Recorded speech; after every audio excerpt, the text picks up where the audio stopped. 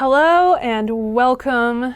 Today is finally the day that we are drinking some Juniper Elderflower mead. I will admit that I completely forgot this mead existed, which is why it's taken so long for a tasting video to come out. This has been bottled since the very end of September. I think it was September 25th when I bottled it. Juniper Elderflower was started April 28th, and then I bottled it on September 26th. That was a day off. It is now New Year's Eve, and now I am making a tasting video. It's been a while since I've had this too. I have tried it, but I think I tried it in October. Pop this open. No hiss. Nice and flat, just the way I wanted it. It almost had like an apple type scent to it. Yeah, right off on the start, you almost get an apple note, even though there's no apple in this. Of course, there was lemon in here too, so I think that's what I'm getting, is I'm getting that sort of acidic scent. And then of course you get juniper and elderflower, just kind of blended together. I don't really know how to pull the two apart because I made them together. It's the only time I've ever had those two flavors. Oh man, this is mellowed out a lot. So when this was a fresh mead, about a month old, you could taste all three things. Lemon, juniper, elderflower were all very strong, and you could still capture the honey, but all of those flavors were so strong that for a while I was thinking like, oh God, did I use too much of everything? But that was pretty smooth. God, that's so much better than it was.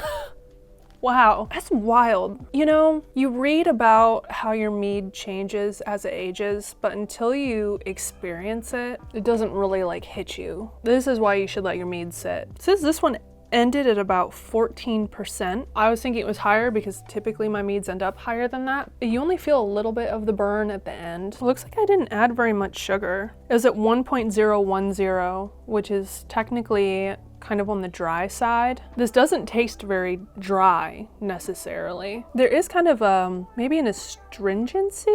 Is that what I'm getting? Because this type of mead would be considered a metheglin, and what the term metheglin means is like a medicine mead. And that is kind of what you get from this a little bit. I don't want to say that it tastes like medicine.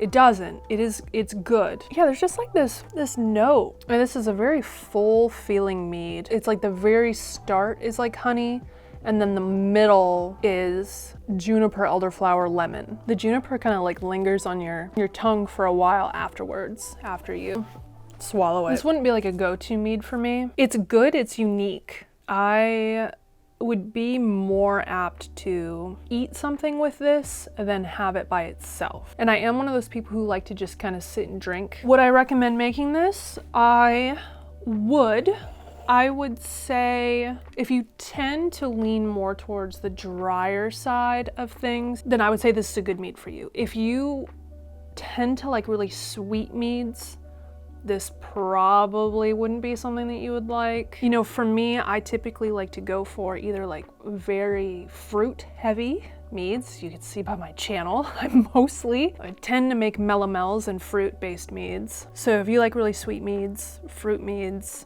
things of that sort, this would probably be fun for you to try, but you may or may not like it. I feel like this could be something that would help settle your stomach. Almost like a bitters. So I would still, recommend you make this if you're curious. You could try it with lime. That's initially what I wanted to do, but lemon is a thing. I will link below my making of videos as I'm yawning. I also have a playlist built for this, and I will put my recipe that I use down below as well. All right, well, Happy New Year. Thank you so much for watching. I know this is gonna come out after the new year, so I hope 2021 has been okay so far. Well, thank you so much for watching. Appreciate your support, and I will see you next time.